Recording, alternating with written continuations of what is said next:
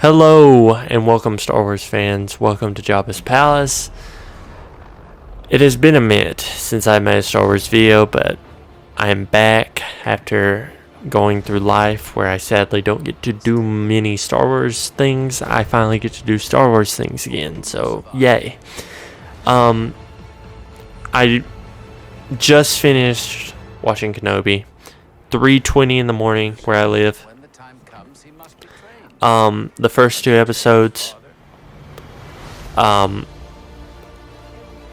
have very mixed feelings and opinions on. But the topic that this video is going to be on is Reva and how she is just absolutely ruining Kenobi as a show. Kenobi Episode 1, it was mind-blowing to me. It was great. I feel like Ewan did excellent at it. I feel like, everything wasn't too much. But I definitely had a glaring problem with Reva. Not so much in Episode 1, but as we go into Episode 2, near the end of Episode 2, I just absolutely got to a level that I was like, she is almost needs to, it's too far. So pretty much in Episode 2, spoilers if you guys ain't seen Kenobi, I'd much rather you guys sit down and watch it for yourself instead of hearing spoilers from me, because I'm me and Ewan McGregor and Hayden Christensen and the actors are them. But they pretty much, Reva in Episode 2, there's a scene, if for you guys that have seen Episode 1 and 2, you guys know what I'm talking about, where Ewan is pretty much put into this position where he is cornered.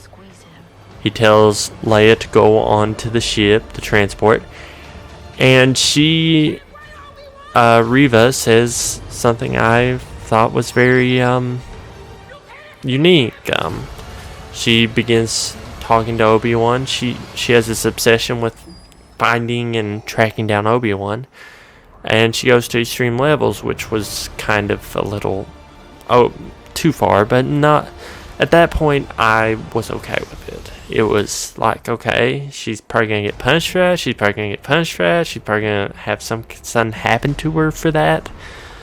And then it was kind of like, okay, so this is a character that has no consequences for what they're doing, which seemed a little weird for what she was, which is an Inquisitor, and apparently the bottom level Inquisitor, which is not, was shocking. From there, she corners Obi-Wan, begins talking. She goes into how Kenobi didn't kill Darth Vader and how Anakin is still alive. And that's my gripe one. For anybody that knows Vader, everybody knows that Vader does not like people knowing he's Anakin Skywalker.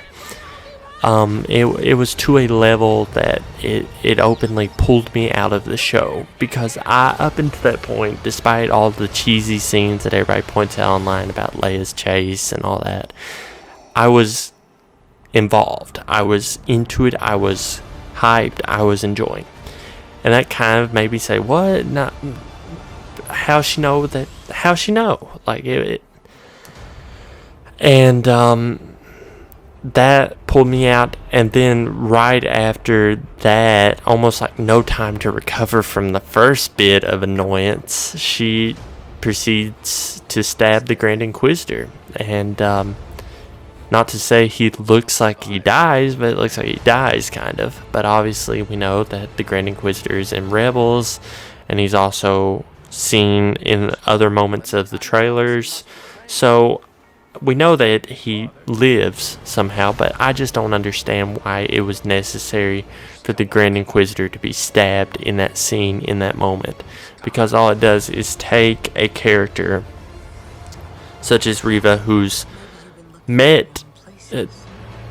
almost meant to be the bomb level Inquisitor, and you just made the Grand Inquisitor look weak and helpless and vulnerable, where he's supposed to be his most powerful of the Inquisitors, and he just pretty much got took out by the bottom level. But you know, I'm going to hold my reserve and my anger and my annoyance towards it until I see episode 3, because I mean, maybe episode 3 is going to clean up and clear out everything that episode 2 annoyed me with. But I felt like Reva as a character, and I really hate to sit there and hate on characters and hate them for stuff that, you know, the actor can't control. What they're given, what they're given. I feel like some of her dialogue was cheesy. That might just be the writing, or it might just be her delivery on it. Either or. I mean, it wasn't enough to a level that I was absolutely pulled out. I was pulled out by the general continuity of it.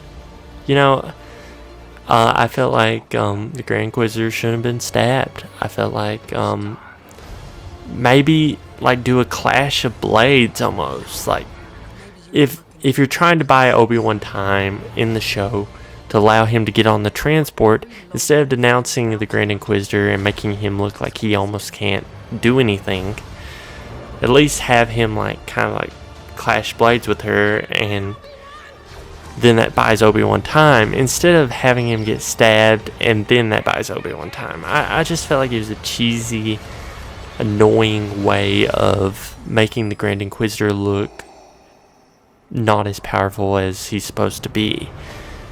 And then her knowing that Darth Vader's Anakin, I feel like takes away from the fact that Darth Vader is such an intimidating factor to these Inquisitors that they, you know, if they do know, they're not going to say it. Or even if they knew, Vader would probably sense it and kill them. I feel like it just pulled it. I just didn't like it. The other thing is her constant disobedience to what, you know, she's trying to prove herself. And I get the story arc they're trying to go with her. They're trying to make her a more intimidating antagonist to Obi-Wan. But still yet, it's just absolutely makes no sense, because from one perspective, you know, she's a bottom level Inquisitor. You think she'd be scared of failing to a level that there are consequences from the Grand Inquisitor or to Darth Vader. But obviously, you know, the show that, at least in episode 2, they show that she is not afraid of the consequences, and maybe in episode 3 they all tie that up and they all fix that.